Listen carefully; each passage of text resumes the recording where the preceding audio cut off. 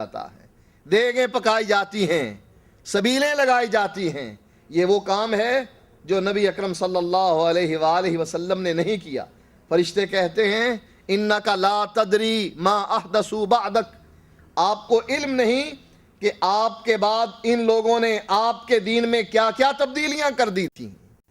نبی اکرم صلی اللہ علیہ وآلہ وسلم جب سنیں گے کہ انہوں نے اللہ کے اس دین میں، جس کو اللہ فرماتا ہے الیوم اکملت لکم دینکم واتممت علیکم نعمتی ورضیت لکم الاسلام دینا، اے لوگو میں نے آج دین مکمل کر دیا،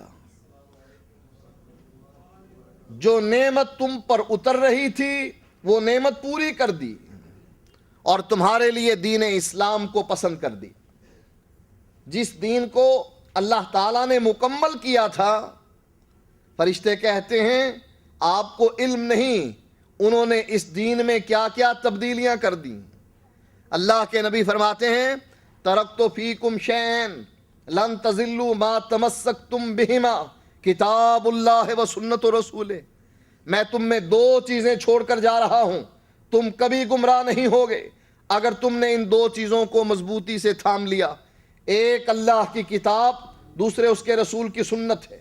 یہ دین اسلام ہے جس کے بارے میں فرشتے کہتے ہیں آپ کو علم نہیں کہ آپ کے بعد ان لوگوں نے آپ کے دین میں کیا کیا تبدیلیاں کی تھیں۔ اللہ کے نبی صلی اللہ علیہ وآلہ وسلم جب فرشتوں کی زبانی یہ بات سنیں گے تو فرمائیں گے سحقن سحقن لمن غیر بعدی، دوری ہو دوری ہو اس کے لیے جس نے میرے بعد میرے دین کو بدل دیا، وہ میرے قریب نہ آئے، حوض کوثر پر میں اس کو پانی نہیں پلاؤں گا۔ احمد یار نعیمی جال حق کے مصنف ہیں، بریلوی عالم ہیں، وہ اپنی کتاب جال حق میں دیوبندیوں سے بحث کرتے ہوئے لکھتے ہیں کہ تم لوگ دین میں بدعت کے بارے میں کہ دین میں بدعت کرنا یہ جائز نہیں ہے، تم یہ واویلا کرتے ہو۔ بعض دیوبندی بعض بدعات کے مخالف ہیں، مثلا آذان سے پہلے الصلاۃ والسلام علیک یا رسول اللہ، یا ادرکنی یا رسول اللہ، یا اغثنی یا رسول اللہ، اس کے مخالف ہیں۔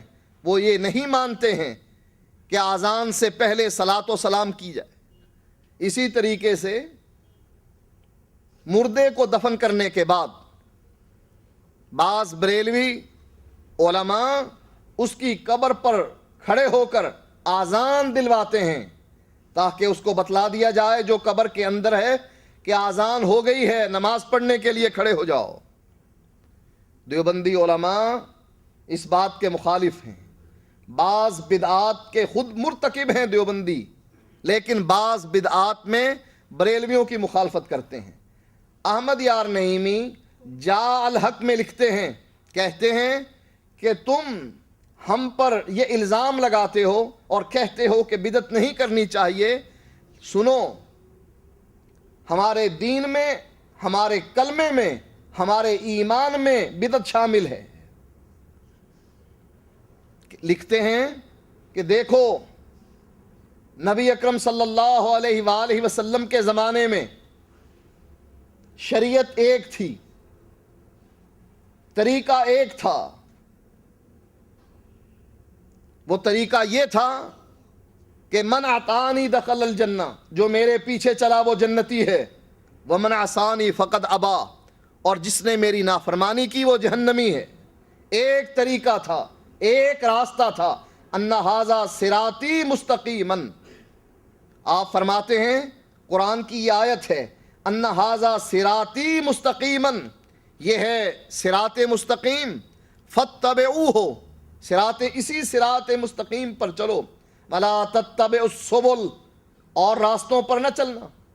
ابن ماجہ کی روایت ہے، اللہ کے نبی نے، عبداللہ ابن مسعود رضی اللہ تعالیٰ عنہ بیان کرتے ہیں اس روایت کو کہ اللہ کے نبی نے خط لنا رسول اللہ صلی اللہ علیہ وآلہ وسلم خطاً، اللہ کے نبی نے ایک خط کھینچا، ثم خط خطوطا عن یمینہ وعن شمالہ، پھر دائیں طرف بھی خط کھینچے اور بائیں طرف بھی۔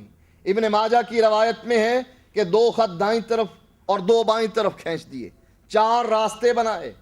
4 راستوں پر اللہ کے نبی نے فرمایا شیطان بیٹھا ہے، یدعو الیہ، اپنی طرف دعوت دے رہا ہے کہ آؤ میری طرف آؤ، یہ نیکی کی دعوت دے رہا ہے، ان راستوں پر بیٹھ کر نیکی کی دعوت دے رہا ہے، گناہ کی نہیں، اور نیکی کی دعوت دے کر یہ لوگوں کو جہنم کا ایندھن بنانا چاہتا ہے۔ نبی اکرم صلی اللہ علیہ وآلہ وسلم فرماتے ہیں کہ دیکھو یہ جو درمیان میں نے ایک لائن کھینچی ہے سیدھی، یہ صراط مستقیم ہے، اس پر چلو اور ان 4 راستوں پر نہ چلنا۔ احمد یار نعیمی دیوبندی علماء کو جواب دیتے ہوئے کہتے ہیں کہ یہ بدعت ہمارے دین میں، ہمارے کلمے میں، ہمارے ایمان میں داخل ہے۔ کیوں؟ کہتے ہیں کہ نبی کے زمانے میں نہ کوئی حنفی تھا، نہ کوئی شافعی تھا، نہ کوئی مالکی تھا اور نہ کوئی حنبلی تھا۔